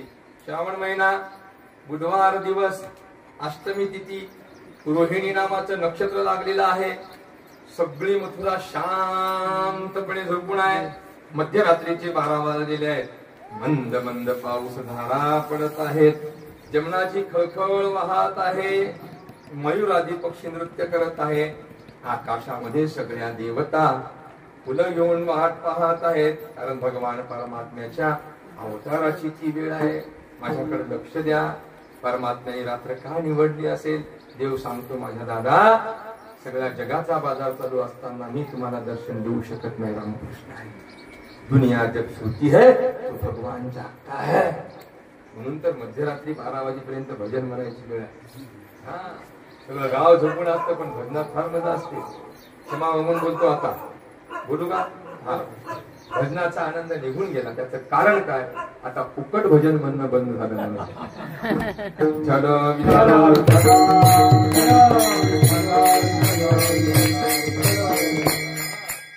होऊ द्या गवळण, एक नाही 5-5 गवळण हो. होऊ द्या अभंग. कशावर? त्या घरधड्यानं फक्त कपभर चहा पाजा. काय आनंद होता त्याचं कारण सांगू. सगळं गाव झोपलेलं असायचं आणि 10-20 माणसं भजन म्हणायचे. त्याच्यात खूप आनंद असतो. त्याला एकांताची साधना म्हणतात. कोणची? एकांताची साधना म्हणतात. आणि म्हणून भगवान परमात्म्याने अवतारासाठी एकांत निवडला. नामदेवराय फार सुंदर वर्णन करतात. भगवान परमात्मा प्रकट होत असताना सगळीकडे आनंदी आनंद वातावरण आहे. सगळ्यांची तयारी जोरदार आहे, आनंदात आहे. आणि एवढ्यामध्ये मध्यरात्रीच्या 12 वाजता मथुरेच्या कारागृहामध्ये कृष्ण परमात्मा प्रकट झालेला आहे. गोपाल कृष्ण भगवान की जय. प्रकट झाल्यानंतर एवढी दिव्य अनुभूती यशोदेला आली. तो 8 वर्षाची बालमूर्ती बघितली आणि यशोदेने सांगितलं, देवा ती जन्माचं तप हे तुम्हाला बघण्यासाठी केलं होतं. सगळी मथुरा शांत झोपून. असं कधी होईल का हो? एकांतामध्ये एखाद्या वेळेस 2 मिनिट देव आपल्याला बोलल का? किती मजा येईल. हा, त्याला देवाशी संवाद म्हणतात.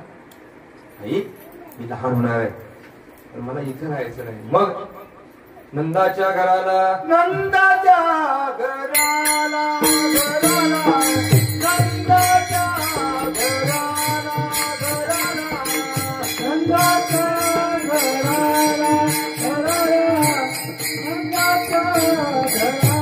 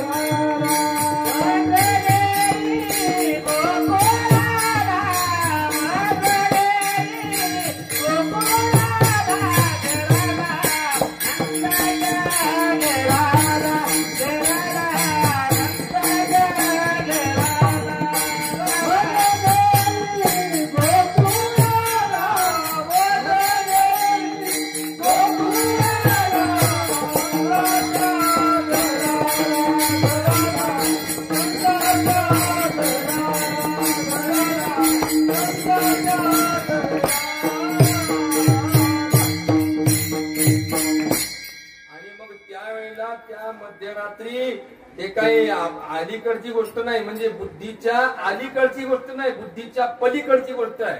बुद्धीच्या पलीकड म्हणजे काय? कर्तुम अकर्तुम अन्यथा कर्तुम शक्ती ज्याच्या ताब्यात आहे तो तिथं प्रकट झाला होता मथुरेत.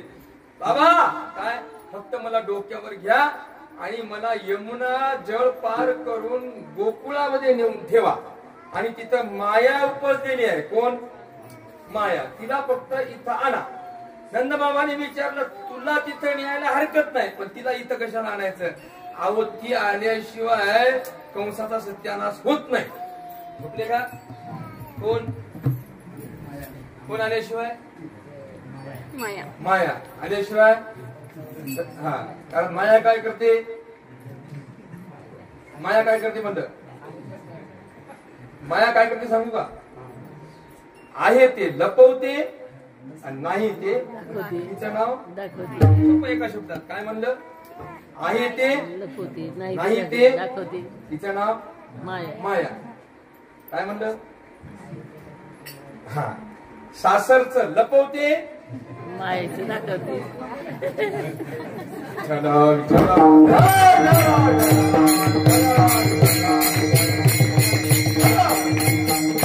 याचं नाव काय? सुरात म्हणा ना. माया. माया बडी डाकीन रे काटकली जा खाय मै रत्ती रत्ती कमाऊ तोला तोला ले जाय.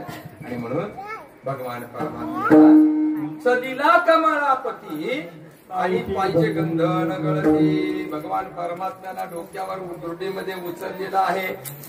हळुवार सगळे दरवाजे उघडलेले आहेत. द्वारपाळ सगळे शांतपणे झोपलेले आहेत. मंद मंद पाऊस धारा पडत आहे. सगळ्यांची स्पर्धा लागलेली आहे. वधून राजा म्हणतो कोमल असणाऱ्या बालकृष्णाचं अगोदर मी दर्शन घेणार. त्यावेळेला शेषनारायणाने वरून फळा धरला म्हणजे तू कोण घेणार? त्याच्या अगोदर मी घेणार. लक्षात. अशा प्रकारे परब्रह्म परमात्मा जेव्हा जायला लागला तेव्हा यमुनेला पूर आला. तो पूर कशाचा आहे? पाण्याचा तर पूर आहे, पण आनंदाचा पूर आहे. आनंदाचा पूर असण्याचं कारण काय? मला सांगा, एखाद्या 50-60 वर्षाच्या बाईला सगळ्यात जास्त आनंद कधी होतो?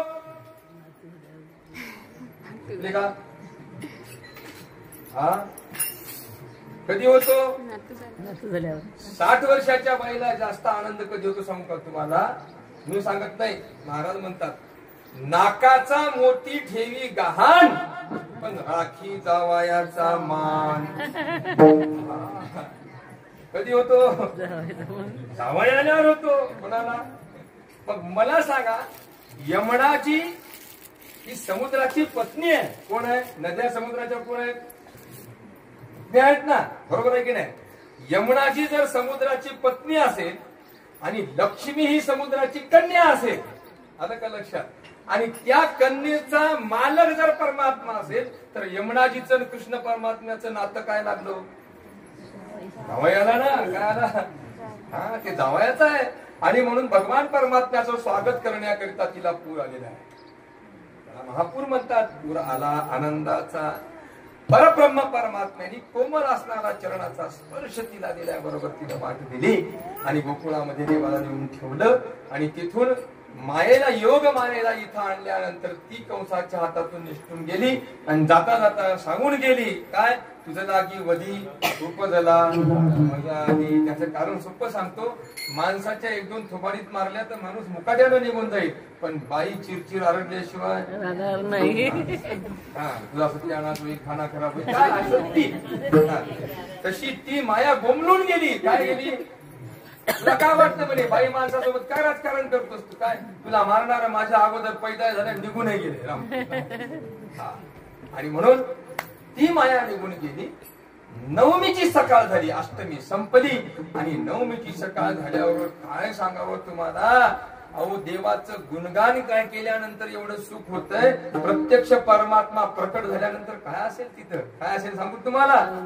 तिथं त्या सुखाला अंतही नव्हता आणि पारही नव्हता. गोकुळच्या सुखाला नाही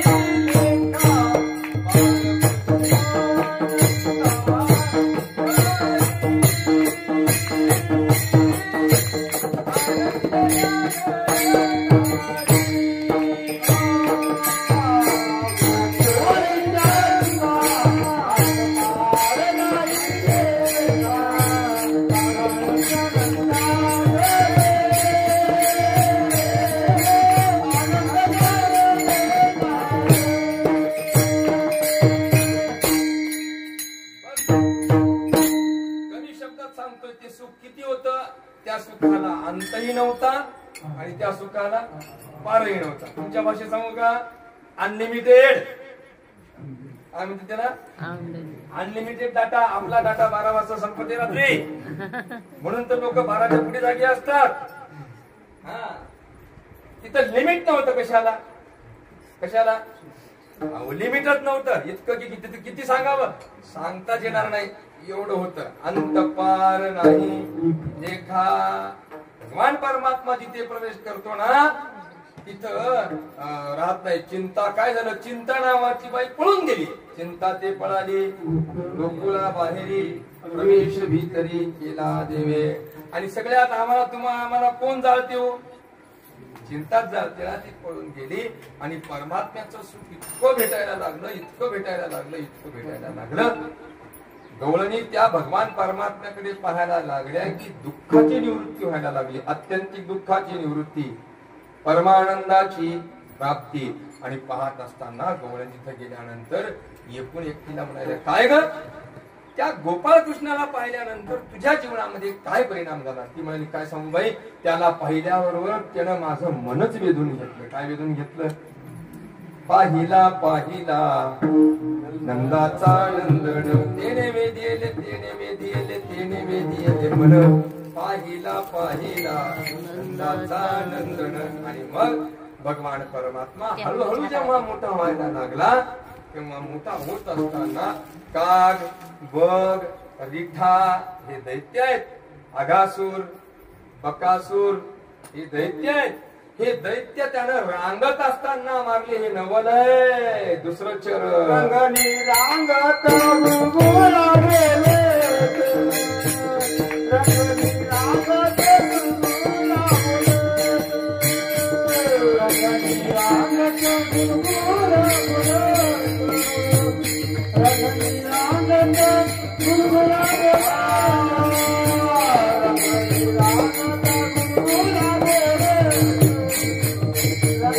रांगत गुळगुळा गेले,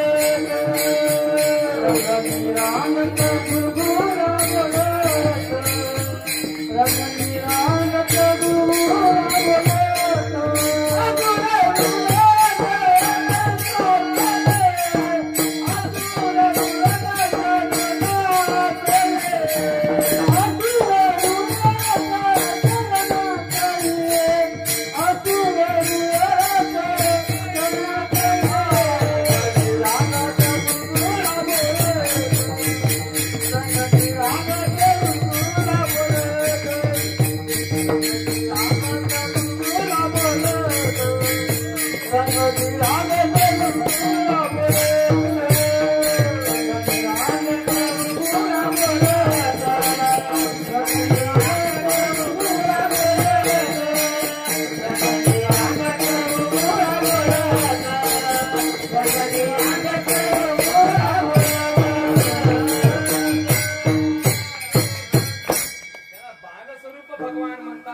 गोपाल भगवान, गोपाल कृष्ण भगवान म्हणतात.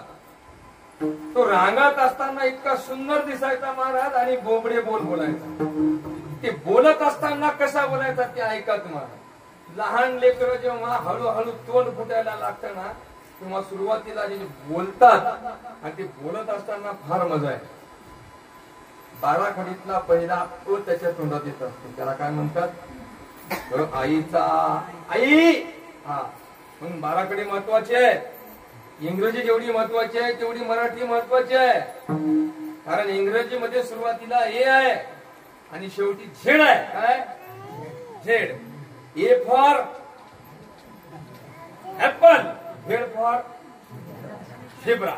म्हणजे सुरुवात झाली फळापासून आणि शेवट झाला जनावरापर्यंत. बरोबर आहे. हा, आता बाराखडी बघा, आईचा आणि सुरुवात झाली आईपासून आणि शेवट झाला माऊलीपर्यंत. किती महत्वाचं आहे, म्हणून बाराखडी महत्वाची आहे.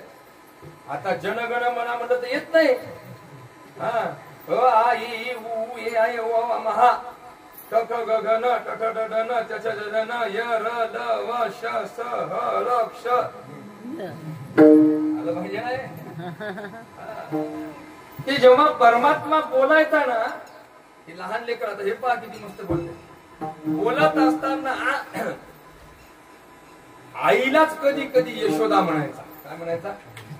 आता नंदबाबाने यशोदा म्हणलं, हे म्हणायचा ए यशोदा, हे पण ते त्याचं यशोदा म्हणणं गोड वाटायचं. यशोदे घराकडे चाल, मला जेव घाल, मला जेव घाल. आई लहानच घे गौंडा, घे ग मांडा, लांब गेल्या गाईच्या झुंडा. मला जेव घाल, मला जेव घाल, मला जेव घाल. यशोदे घराकडे चाल, मला जेव घाल, मला जेव घाल. यशोदे घराकडे चाल, मला जेव घाल, मला जेव घाल.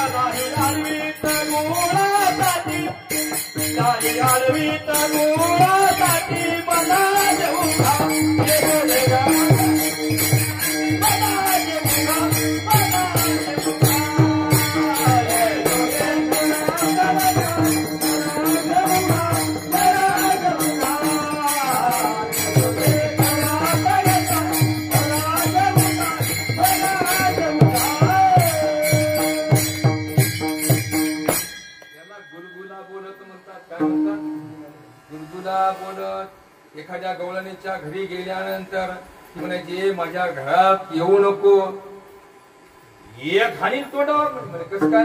तुझ्या बापाचं हे घर. अर्थात या शब्दाचा अर्थ काय? अहो ते तर घर तिच्या बापाचं नव्हतं, पण हे तर आपल्या बापाचं आहे. देव सांगतो हे सुद्धा मी दिलेलं घर आहे. कोणचं? शरीर नावाचं घर कोणाचं आहे? झोपले का? ते शरीर नावाचं घर कोणाचं आहे? देवाचं आहे. आणि त्याचंच घर असून त्याला हृदयामध्ये बसवायचं नाही. किती गाढव पण आहे. हा घर कोणाचं आहे? देवे दिला देह. देवाचंच घर असून आपण देवाला त्याच्या घरात न बसवता नातेवाईकांना बसवतो, गणगोताला बसवतो. विचार विचार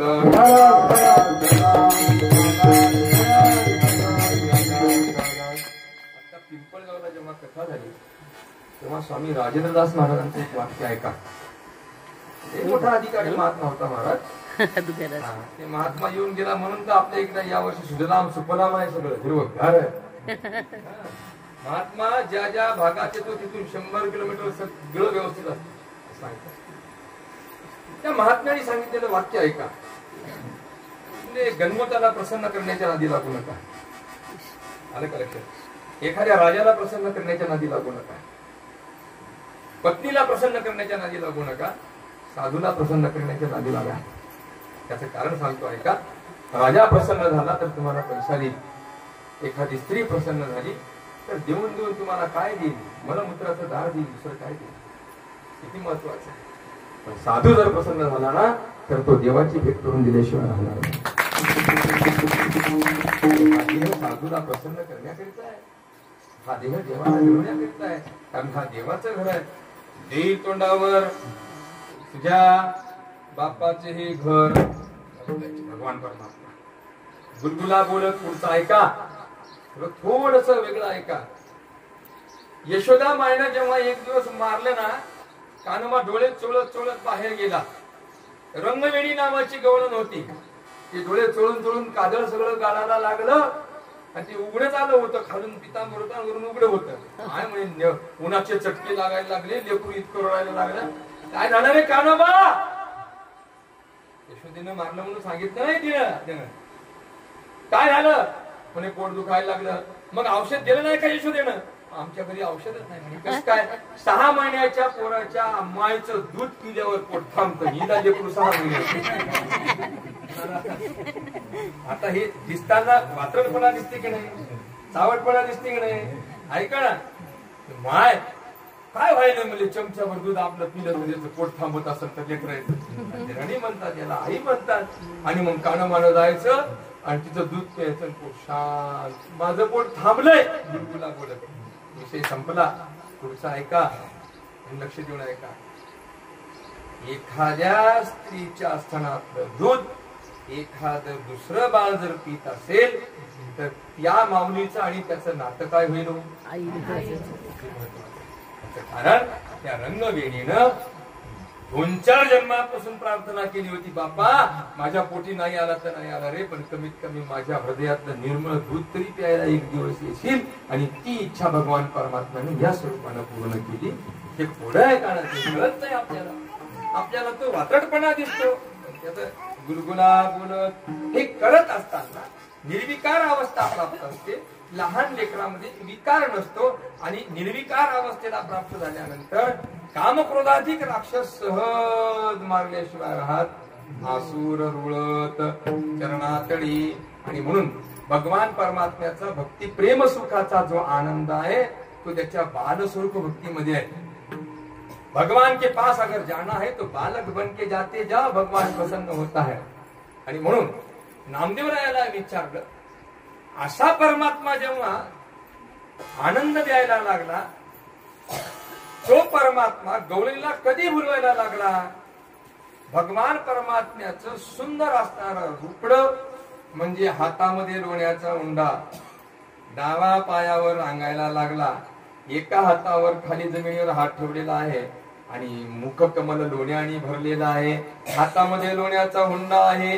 हे भगवान परमात्म्याचं प्रसिद्ध चित्र आहे. त्याला कोणी लड्डू गोपाल म्हणतात, त्याला कोणी बालकृष्ण म्हणतात, त्याला कोणी कान्हा म्हणतात आणि त्याला यशोदेचा बाळ म्हणतात. असा तो बाळ नामदेवरायांनी कुठं बघितला? शेवटचं चरण. रामा म्हणे हाती लोण्याचा उंडा, रामा म्हणे हाती लोण्याचा उंडा, रामा म्हणे हाती लोण्याचा उंडा, रामा म्हणे हाती लोण्याचा उंडा, रामा म्हणे हाती लोण्याचा उंडा, रामा म्हणे हाती लोण्याचा उंडा, हाती लोण्याचा उंडा,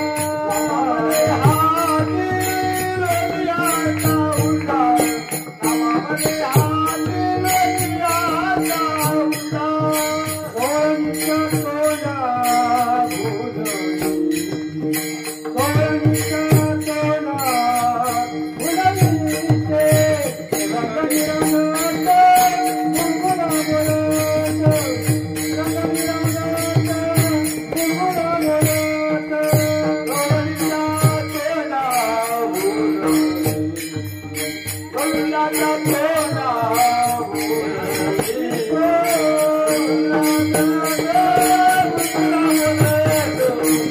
गुलगुला बोलत,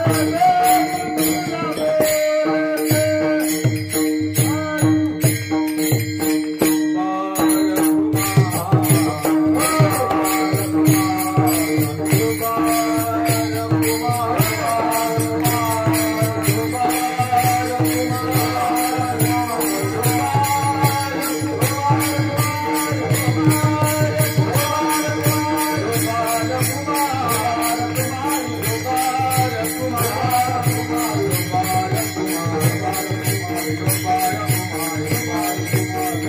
भुजली,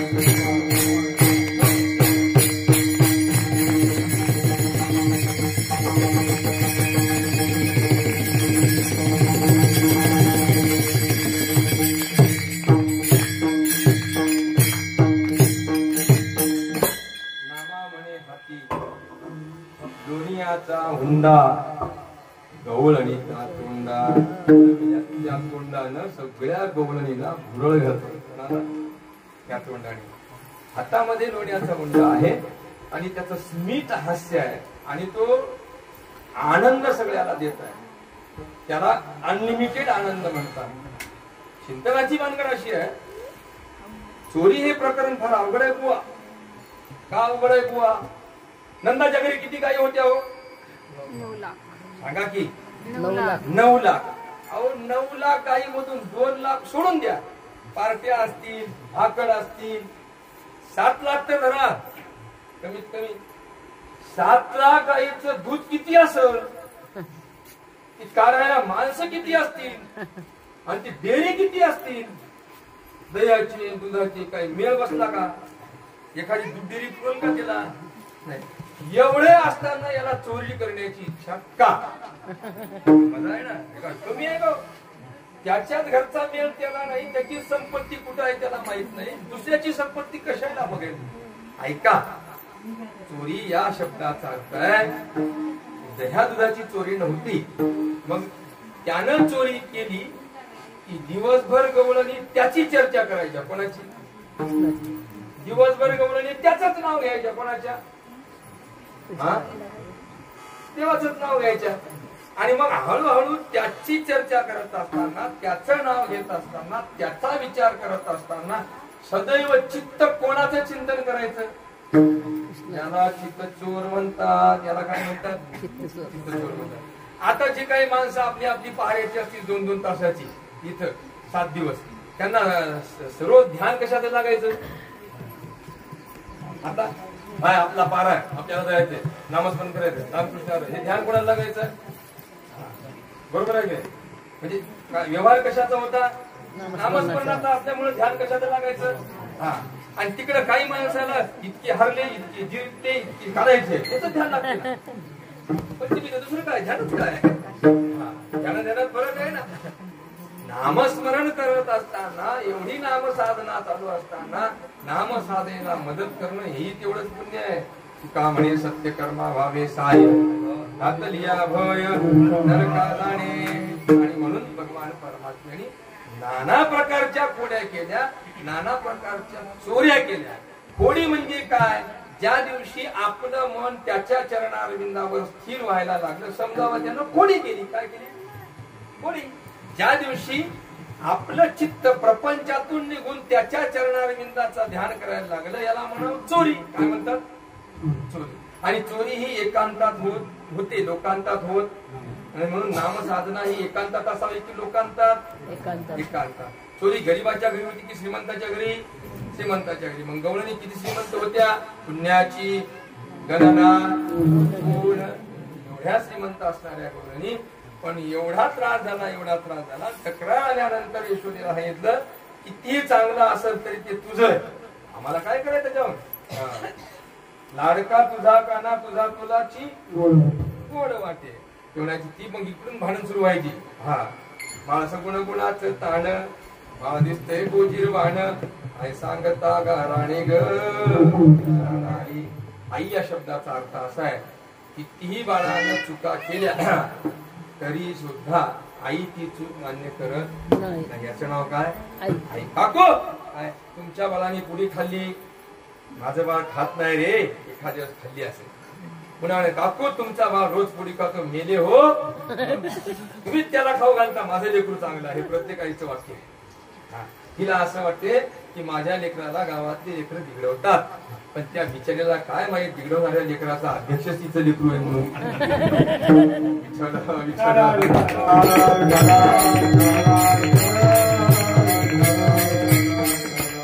हे अध्यक्ष होते ना कोण. हे अध्यक्ष होत बिग बॉस. आणि म्हणून गाराणे करून करून कंटाळल्यानंतर यशोदेनं ते काही मान्यच केलं नाही. रोज भांडणाच्या एवढ्यापर्यंत गेली यशोदा. एवढ्यापर्यंत हिच्याच लेकराची चूक असून, हिच्याच लेकरानं चोरी केली असून आमच्या घराचा धिंगाणा झाला तरी हिला जेव्हा सांगायला गेलो तेव्हा ही कानाला तर काही म्हणायचीच नाही, पण आम्हाला शिवा द्यायची. तुम्ही 12 घरच्या 12. काय सांगावं. चूक हिच्याच लेकराची ना आम्हाला 12 घरच्या 12 म्हणायलीस. तुम्ही आईच्या ओढाळा. आपले आमचं उडाळ पण काढायली, आमचं 12 घरचं 12 घर पण काढायली. लेकरू तुझं आम्हाला त्रास द्यायला आणि आम्हाला वाईट म्हणायली. याच्यापेक्षा एक काम करा. काय. आपले आपले सगळे पोसारे गाडीवर भरा आणि गोकुळ सोडून चला. संपलं काम. यशोदे कृष्णाला सांगावे गोकुळी देवा सगळं निघून गेलं तर सरपंच पदाला काही महत्व राहणार नाही. काय करावं सर गाव गेल्यानंतर. आणि म्हणून यशोदेनं निर्णय घेतला.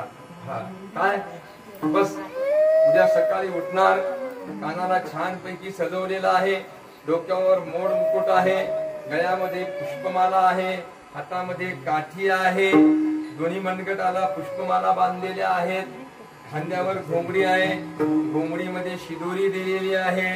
आणि सांगितलं बरं का गोपाळ पिंध्या जवळच खेळा, आजच्या दिवस गोकुळाच्या जवळ जवळ गाई चारा, कारण पहिला दिवस आहे माझ्या बाळाचा. जवळची खेळा, जाऊ नका दुरी, सांभाळा मुरारी प्राण माझा.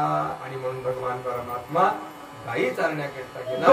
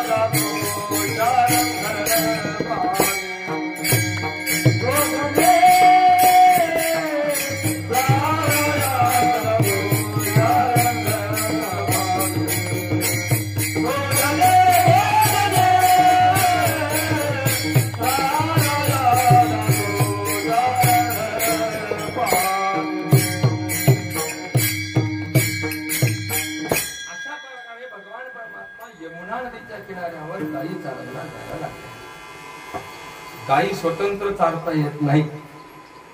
गाई चालायचे असेल तर देवाची संगत करावी लागते. काही बाहेरची माणसं आहे का? माधव आहे का? ऐका, आपलीच इंद्रिय आपल्या ताब्यात आपल्याला स्वतंत्रपणे ठेवता येत नाही, म्हणून देवाची किंवा साधूची संगती करावी लागते. अशा गायी चालता येत. स्वतंत्रपणे गायी चरायला गेलं की गायी मोकाट सुटतात. डोळा नावाची गाय रूप नावाचा चारा खायला लागते.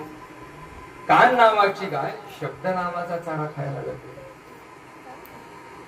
बुद्धी नावाची गाय चिंतन नावाचा चारा खायला जाते. नाक नावाची गाय गंध नावाचा चारा खायला जाते. मन नावाची गाय मनन नावाचा चारा खायला जाते. याला गाई चारणं म्हणत नाही, गाई चरणं म्हणतात. तिला काय खाऊ घालायचं, काय खाऊ द्यायचं, काय खाऊ द्यायचं नाही. आवडलं तरी ज्वारी जास्त खाऊ द्यायची नाही. काय आवडलं तरी. पण हे सगळं नियंत्रित करत असताना आपण स्वतंत्र नसल्यामुळे देवाच्या किंवा साधूच्या संगतीमध्ये त्या गायी आम्हाला वळवता येतात. आमचं यावर्षी पंढरपूरच्या नामसंकीर्तन सोहळ्याचं 5वं वर्ष आहे. आम्हाला काळजी लागते अगोदर बाला अन्नाची. इकडं लग्नाची तारीख ठरली की इकडे माधवनं फोन केला, महाराज म्हणजे आपल्या 27 तारीख सांगा बरं नाही एक येईल. मी का बोललो, 5 वर्षाच्या सत्याचं काय फळ असेल. बऱ्याच गायीचा चारा सुटला रामकृष्ण. म्हणजे हे मोठी वरुल्यातली गाय नाही का? हा, आम्हाला स्वाभिमान आहे. एका शब्दात आमच्या माधव महाराजांनी शब्द ऐकला आणि सुटला किंवा तंबाखू नाराचा सुटला ना, काय कमी आहे का? हे सत्याचं फळ आहे आपल्या. हे स्वतःच्या प्रयत्नावर जन्मभर होत अजिबात होत नाही. स्वतःच्या प्रयत्नावर बिलकुलच होत नाही. लक्षात ठेवा. नाही फार महत्वाचं आहे. साधूचा एखादा शब्द कानावर पडला की वाईट वागणं माणसाचं सहज सुटत असते. फार सोपं आहे. गुरुवारी बाबा मला सातारकरांचं एक वाक्य आणखीन आठवतं. तू कीर्तन करायलास हो, समोर गाथा ठेवून कीर्तन अभंग म्हण, पण चुकीचा म्हणू नको. वा पुढे वाचून म्हण, पण चुकीचा म्हणू नको. सांगता येत नसेल तर इठल इठल म्हण, पण संसाराच्या गोष्टी सांगू नको. म्हणत नाही महाराजांचं. मला वाटते आपल्याला या रस्त्याला वाट दाखवणारे या भागात बाबा महाराजांची कृपा आहे. होई फार मोठी कृपा आहे महाराजांची. एखाद्या शेतात वाघ घेऊन गेला ना की वन अधिकारी किंवा वन क्षेत्र खातं त्याची जन्मभर नोंद ठेवत असते. तुम्ही काय बोललो ते ऐकलं का? एखाद्या शेतात वाघ घेऊन गेला तर जन्मभर त्या शेताची नोंद असते. तसं बाबा महाराजांसारखा वाघ जर या क्षेत्रात येऊन गेला असेल तर देवाजवळ आयुष्यभर त्याची नोंद राहण्याशिवाय येतील जातील. परंतु महाराजांचं नाव संपणार नाही. चिंतन आहे. आणि म्हणून या चिंतनाच्या अपेक्षेनं गायी चारणं म्हणजे काय? आपलीच बहिर्मुख असणारी इंद्रिय अंतर्मुख करणं. त्यांना एका ठिकाणी ए गोपाळांनो काय रे कानोबा, आपल्या आपल्या गायी झाडाखाली बसवा. का बरं? गायी वळतीला बसवल्याशिवाय, गायी एका जागी आणल्याशिवाय आपल्याला व्यवस्थित पोटभर जेवण करता येणार झोपले का? नाही ना. मग डोळे नावाची गाय टीव्ही पाहत असेल आणि आपण जर जेवण करत असेल तर जेवण पोटभर होईल का? जेवता जेवता त्यानं पोळी त्या भाजीत बुडवली, खाल्ल्याबरोबर त्याला शिवाजीला लाज वाटते का तुला? म्हणजे काय झालं?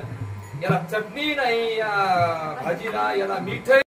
अध्यात्माचं चिंतन होत नाही. आता विषय असा आहे की स्वयंपाकाची सुरुवातच टीव्ही पाहण्यापासून आहे. ती अशी टीव्ही लावा की आम्हाला स्वयंपाक करता करता दिसली पाहिजे.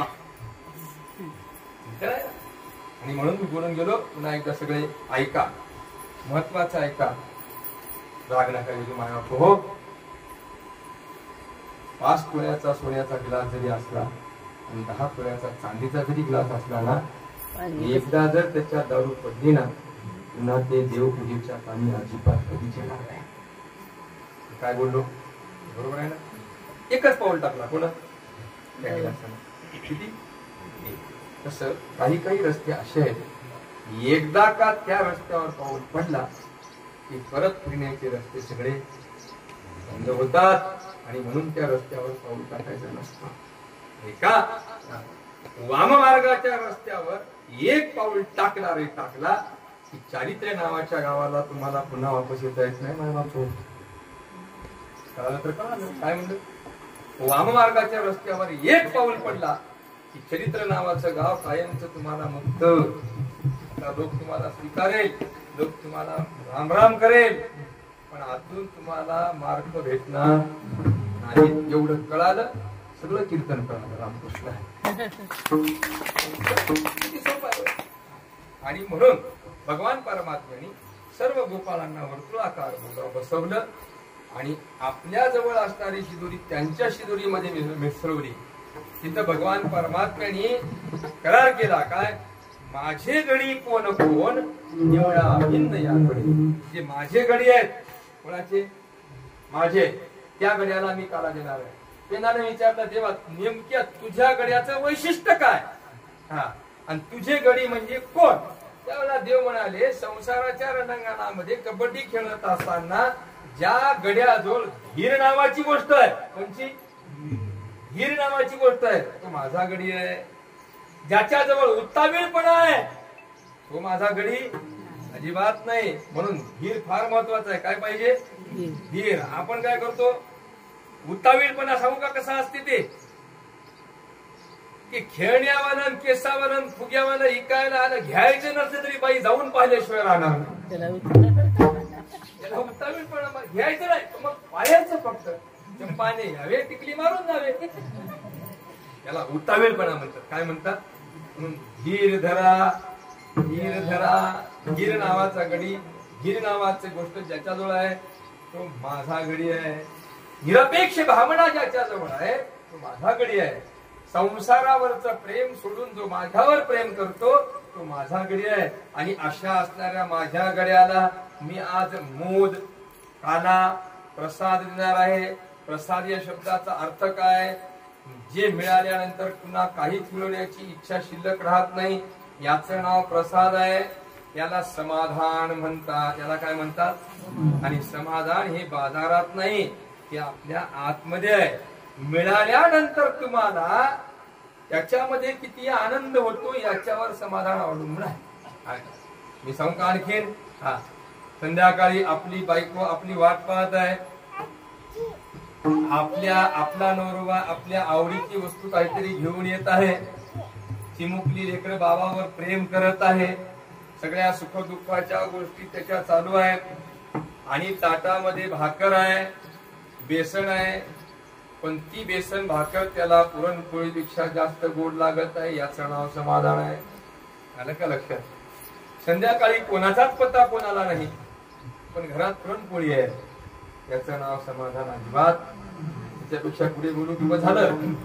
म्हणून सगळ्यांनी घरी येऊन एकत्रपणे विचार करून आनंदाने राहणं त्याला समाधान म्हणतात. हे बाजारामध्ये अजिबात विकत मिळत नाही. याला प्रसाद म्हणतात. विठ्ठल विठ्ठल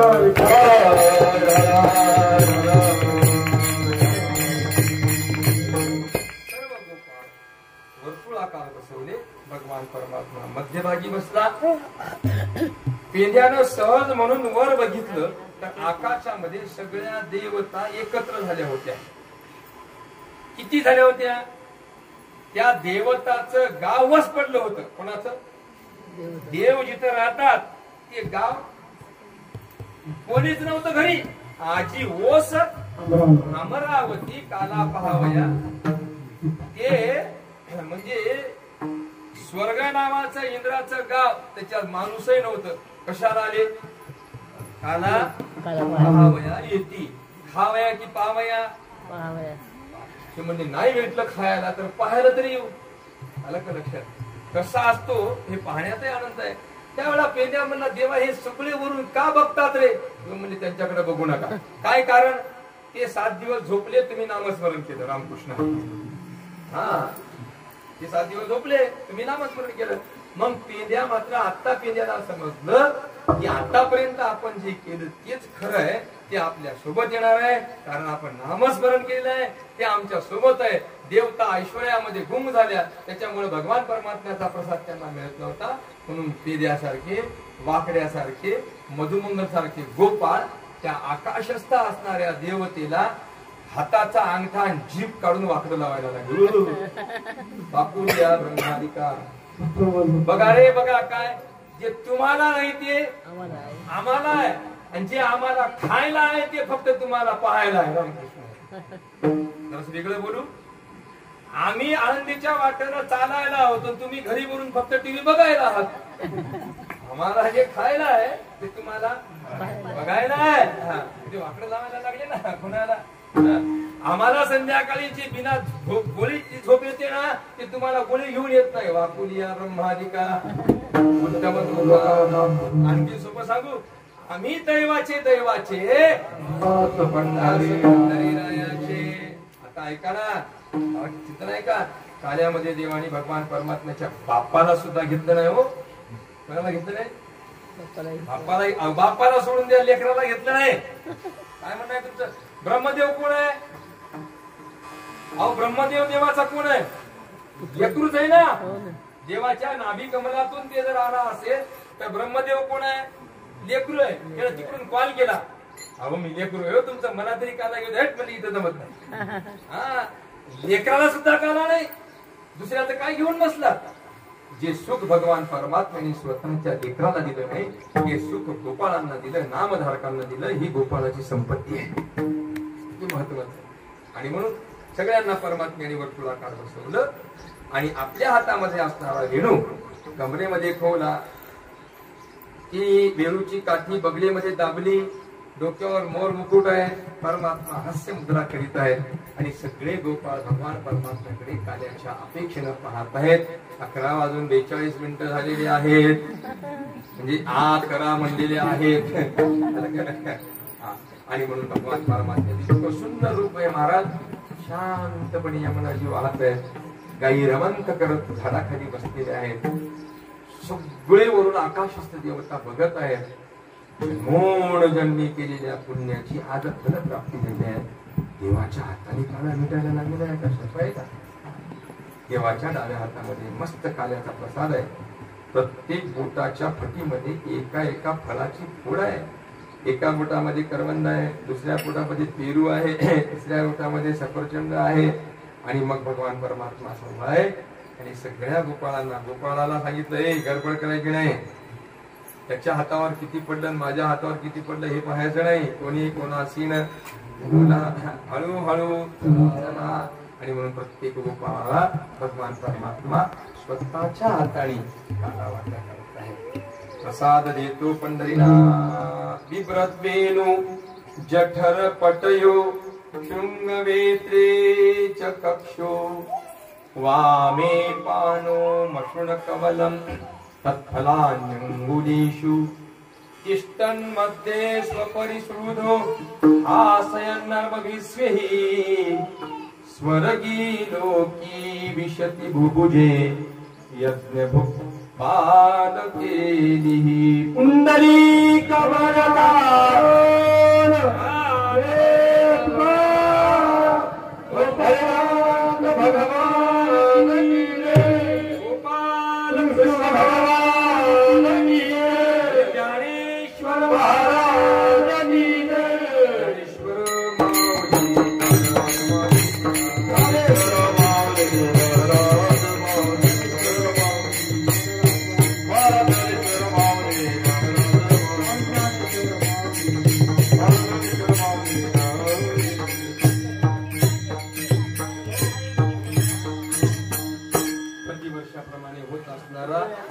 नामस्मरण सप्ताह आणि त्या सप्ताहाची सांगता आज आपण पाहत आहोत. ज्या अधिकारी महानुभावाने आपल्या आपल्या परीने नामस्मरण केलं असेल, ज्ञानदान अन्नदान नामदान केलं असेल, त्यांच्या चरणारविंदाची सेवा समर्पित. नामस्मरण करण्याला, नाम पहारा करणाऱ्याला कंजूसी करू नका. कोणी कोणी नामस्मरण नाम पहारा केला हात वर करा. इथं बसले कोण आले ते नामस्मरण करायला? कोणीच नाही. पुढच्या वर्षीपासून महिला मंडळ करणार आहे. हो माय, नाही केलं याने तर मला बोलवा, मी येतो. पुढच्या वर्षीपासून महिला मंडळ करणार आहे. वा, ठरलं ना दिवसा. म्हणून झालेली सेवा सगळ्यांच्या चरणारविंदावर समर्पित.